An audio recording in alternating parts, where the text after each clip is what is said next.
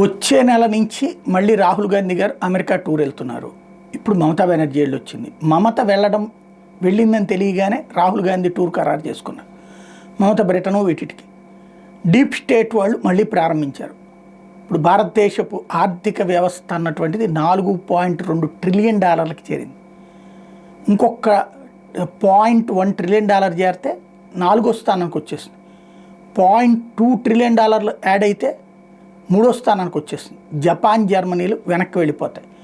America, చైనాల తర్వాత స్థానం. వాళ్ళకి మనకి చాలా తేడా ఉంది. అమెరికాకి, చైనాకి చాలా తేడా ఉంది. చైనాకి మనకి చాలా తేడా ఉంటుంది. కానీ టోటల్ లెక్క మనది ఒకప్పుడు $2.1 ట్రిలియన్ నుంచి ఇప్పుడు 4.2 దగ్గరికి వెళ్ళిపోయింది.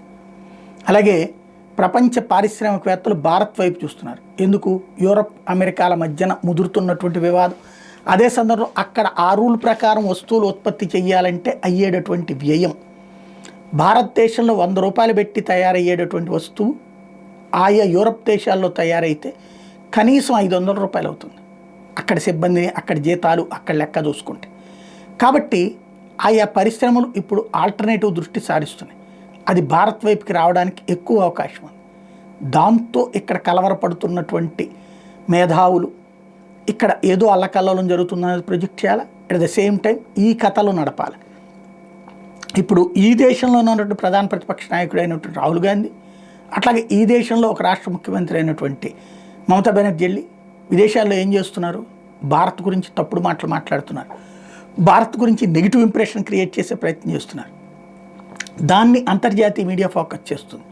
అది హైలైట్ చేస్తుంది. ఇక్కడ మానవ హక్కులు లేవు, పౌర హక్కులు లేవు, లేకపోతే కనుక మైనారిటీలు సక్రమంగా బతకట్లేదు, అలాగే ఆర్థిక వ్యవస్థ ఎదగటం అనేటటువంటిది అసాధ్యం, ఇట్లాంటి మాటలు అక్కడ మాట్లాడతారు. నియంతలు ఇట్లాంటివన్నీ మాట్లాడతారు.